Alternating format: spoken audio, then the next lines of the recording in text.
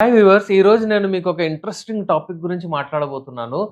ప్రకృతికి విరుద్ధంగా చాలామంది ఒక అంటే యానల్ సెక్స్ ఏదైతుందో అది చేస్తుంటారు. అది తప్పా? కరెక్టా? లేకపోతే అది చేయొచ్చా? లేదా? దాని గురించి ఈరోజు నేను జెప్తాను. అది సరాసరి నన్నడిగితే అది తప్పు. చాలామంది వాళ్ళకు ఇంట్రెస్ట్ దాంట్లో ఎందుకు కలుగుతుందంటే వాళ్ళు పోర్న్ మూవీస్ చూస్తుంటారు. వాళ్ళు ఈ అడల్ట్ మూవీస్ చూసి వాళ్ళేమనుకుంటారంటే అది నేచురల్, అది చేస్తే బావుంటది.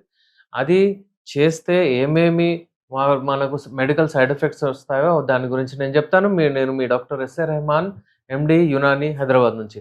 చూడండి వ్యూవర్స్, ఎప్పుడైతే ఈ యానల్ అంటే వెనక భాగం నుంచి ఎవరైతే ఈ ఆహ్, శృంగార క్రీడంలో పాల్గొంటారో వాళ్ళకు ఏంటంటే చాలా దీని గురించి అవగాహన ఉండాలే.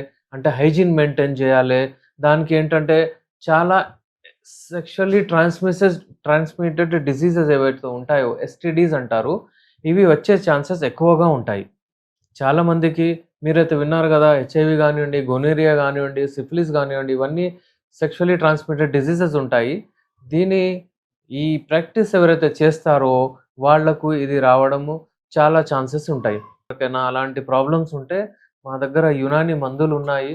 అలాగే మా దగ్గర క్యాప్సూల్స్ ఉన్నాయి, టాబ్లెట్స్ ఉన్నాయి. ఇలాంటి మెడిసిన్స్‌తో మేము తయారు జేస్తాము.